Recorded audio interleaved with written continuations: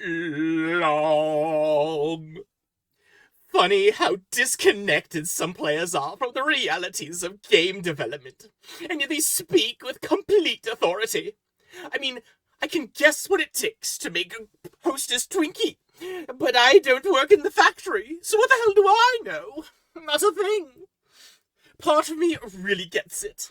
When you're a consumer and spend money on things, that gives you the right to complain about those things.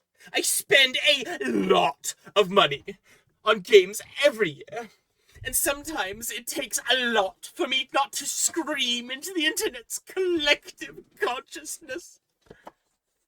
I don't complain about games on social for two main reasons. Number one, I know how hard it is to make games and have too much respect for my fellow devs. Number two, I work for a game studio, and it would be uncool and unprofessional for me to do so.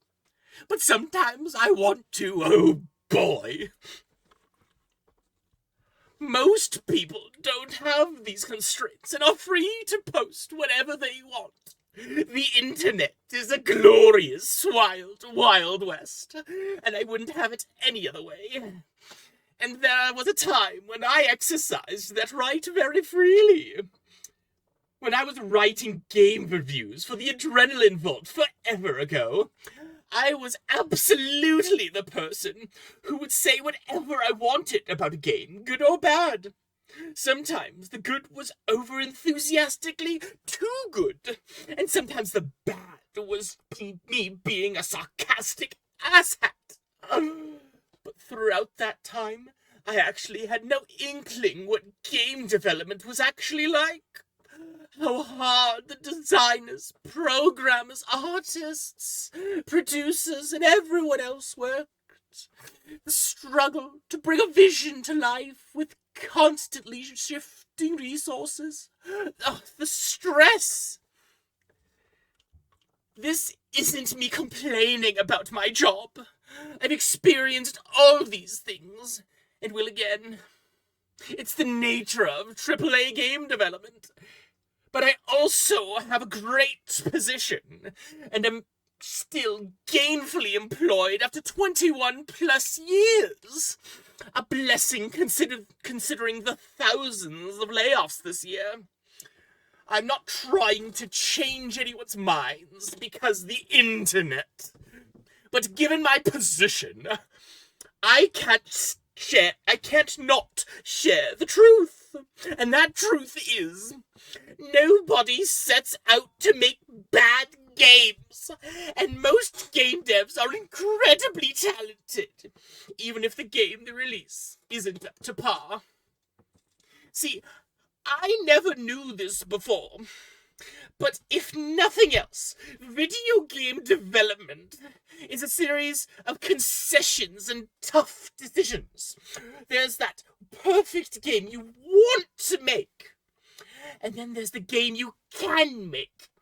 Sometimes if the gods smile on you, those two are very close. But in order to get there, in order to get it as close as possible to the vision, the team has to push itself harder and harder. Often while dealing with devs being shuffled around or leaving, looming deadlines, and creative decisions you wish you didn't have to make. A team is absolutely the operative word here. Lots and lots of folks doing lots and lots of work. Writing, level building, making character models, coding game systems. Trying to schedule it all so it can get done and folks don't burn out and on and on. So sure, you can dislike parts of a game. You can hate on a game entirely. But don't fool yourself into thinking you know why it is the way it is, unless it's somehow documented and verified. Or how it got to be that way, good or bad. chances are, unless you've made a game yourself, you don't know who made certain decisions, who did specific work, how many people were actually available to do that work, any time challenges faced, or how often you had to overcome technology itself. This one is huge. So yes, love games, buy games, play games, and complain to your heart's content. It's sort of the nature of the developer-player transactional relationship. But just know that the game you're playing is in some way a freaking miracle in and of itself. Normal people can have to come together to work for years for one goal, to bring you fun and happiness. So it helps to remember that. And them. Right, Emil?